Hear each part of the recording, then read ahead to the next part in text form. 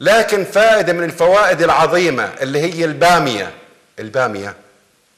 حسن خليفة يقول اليوم عن البامية، اسمعوا: البامية نعمة كانت لأجدادنا، والله كانت غذاء، والله إنها دواء، وحتى للحوامل وحتى للأطفال فوائدها جدا عظيمة وسحرية للجسم. تحتوي، شوفوا هلا تشتروا بامية وتقولوا هاي بامية نحبها ولا ما نحبها، لكن شوفوا خصائصها وإيش فيها البامية.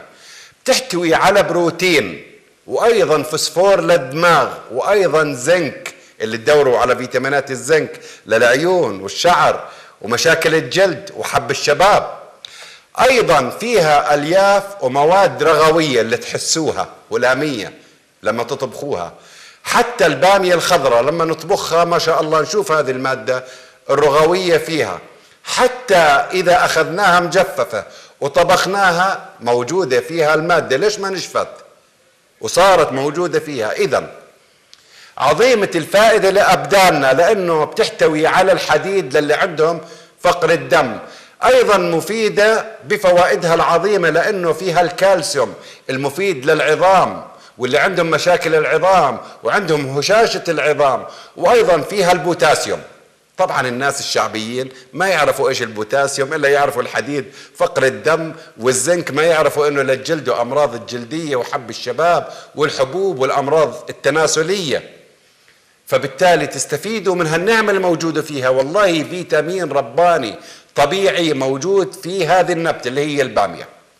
من فوائدها أول شيء تعرفوا إنه إذا تناولنا البامية علاج لإيش؟ نحكي البامية معقول تفيدنا؟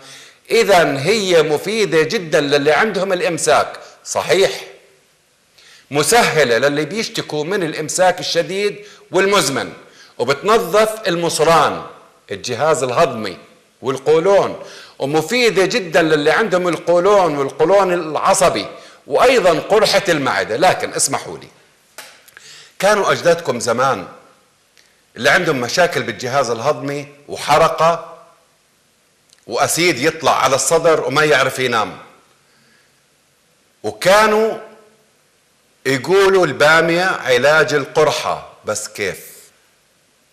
كانوا ياخذوا البامية وينشفوها يجففوها، موجودة عند العطارين مجففة، وكانوا يطحنوها ناعمة بودرة. قبل الأكل كانوا يتناولوا ملعقة صغيرة، ملعقة كوب منها من مطحونة على الفم، ويشربوا وراها القليل من الماء. كانت تنزل على الجهاز الهضمي، والقرحة هي جرح داخل المعدة، فكانت المادة الهلامية تغطي هذا الجرح وياكل اللي بده إياه. ما تتحرش المواد الحامضية اللي بالجهاز الهضمي بالقرحة، فكانت تلتئم. فبالتالي كانوا يحموا المعدة كأنه يحطوا كيس نايلون مبطنة من الداخل. فكانت هذه من النصائح المفيدة لأجدادنا ونسائهم وأولادهم. أيضا فوائد البامية بتنظم مستوى السكر بالدم. يلي ما تعرفوا، يلي شعبنا العربي اليوم قلب وسكر وضغط،